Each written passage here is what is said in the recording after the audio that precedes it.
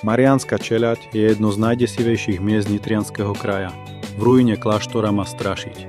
Práve na toto tajomné miesto a najznámejšiu ruínu smerujem.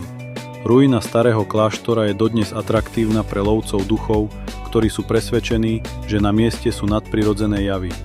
Bieli mnísi podľa legendy unášali ženy, ktoré už nikdy nikto nevidel. Ak zamierite k lesom nedaleko obce Veľké Lovce v okrese Nové Zámky, narazíte na ruínu starého kláštora, tiež známeho ako Mariánska Čeľaď. Niektorí domáci obyvatelia sú poverčiví a tomuto miestu sa vyhýbajú aj cez deň.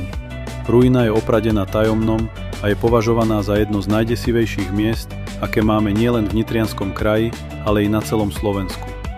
Vďaka 360-stupňovému formátu sa môžete z pohodlia domova virtuálne poobzerať okolo seba a zažiť atmosféru tohto miesta v roku 2025 na vlastnej koži.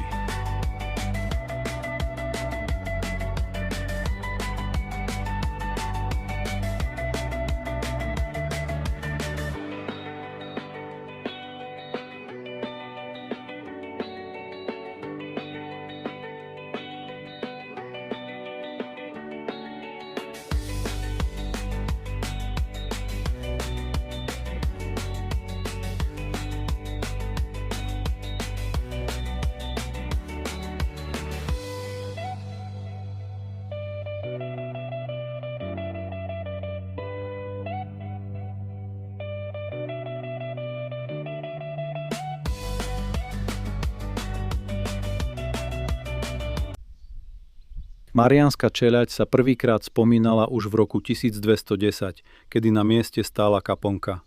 V roku 1075 sa zo záznamu z listiny kráľa Gejzu I. dozvedáme, že tu stála osada. K pozemkom sa dostali v roku 1512 Pavlíni v Lóte, Belegu a Grónskej Mikuli a o niekoľko rokov neskôr sa založil kláštor. V listine sa kláštor spomínal pod menom Zala. Prídavné meno Mariánska pochádza až z neskoršej doby, kedy bol kláštor zasvetený Panne Márii. Pavlíni žili v kláštore viac ako 250 rokov. Najlepší život mali v 15. a 16. storočí, pretože nemuseli platiť dane, mali rôzne privilégia, či vlastnili približne 4000 hektárov pôdy. Ľudia pracujúci v kláštore mali domov v osade Belek, ktorá je dnes súčasťou obce Podhajska. V 16. storočí sťažil život Pavlínov vpád Turkov, pretože sa na niekoľko rokov v kláštore zabývali. Kláštor zničili Rákociho vojska a mnísi odišli. Vrátili sa až v roku 1711. Od roku 1749 začali nanovo budovať kláštor, a to v barokovom slohu s honosnou výzdobou. Pribudli termálne kúpele, botanická záhrada či dvojvežový kostol. Kláštoru uštedril posledný klinec do rakvy dekret cisára Jozefa II. Z roku 1786, kedy zrušil rehoľu Pavlínov v Uhorsku. Nachádzala sa v ňom knižnica s viac ako 1000 zväzkami a po zrušení rádu bol celý archív zakopaný v Klokočovom jarku. Archív objavili v 19. storočí a uložili vo Viedni.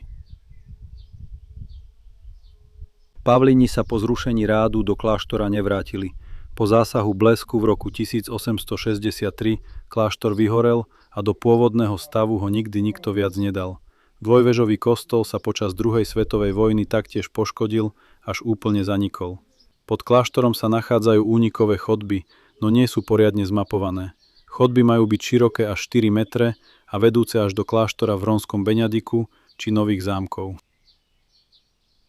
Pavlíni sa po zrušení rádu do kláštora nevrátili. Po zásahu blesku v roku 1863 kláštor vyhorel a do pôvodného stavu ho nikdy nikto viac nedal. Dvojvežový kostol sa počas druhej svetovej vojny taktiež poškodil, až úplne zanikol. Pod kláštorom sa nachádzajú únikové chodby, no nie sú poriadne zmapované. Chodby majú byť široké až 4 metre a vedúce až do kláštora v Hrónskom Beňadiku či Nových Zámkov.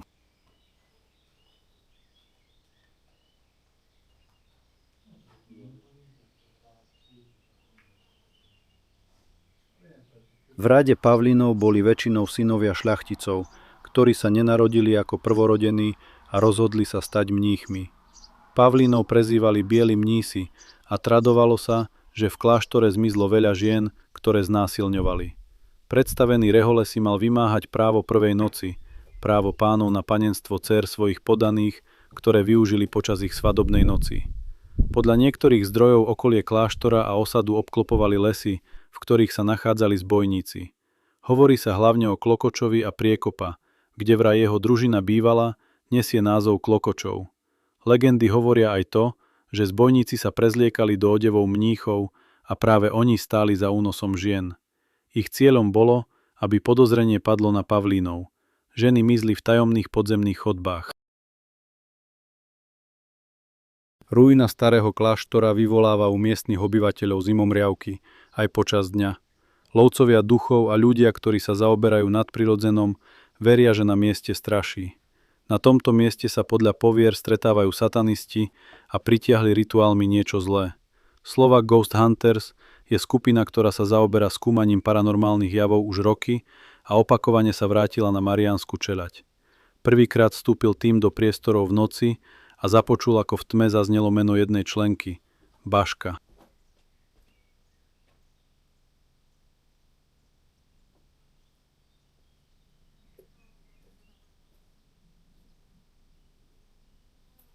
Druhýkrát vyrazili na vyšetrovanie opäť v noci a mali so sebou aj 2 fanúšikov.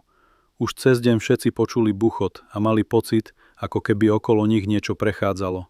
Spirit box, ktorý zaznamenáva zvuk duchov, povedal von, vidíme, ja som Fero, Marek a tým započul aj kroky i spev dieťaťa. Na vyšetrovanie sa podujala aj skupina Paranormal. Prehliadku ruín začali už cez deň a pokračovali v noci. Zhodnotili, že naživo vyzerá kláštor oveľa strašidelnejšie ako na fotografiách. Objavili pivnicu, z ktorej vedie tunel, ale nevedeli, kde končí. V múre objavili horiacu sviečku, no nikto z nich ju nezapálil. V noci kráčali chodbami a zachytili za sebou buchot, cítili ich chlad. Všetci taktiež započuli ženský krik a rozbehli sa von. Keď sa opäť vrátili dnu, videli v tme niekoho utekať.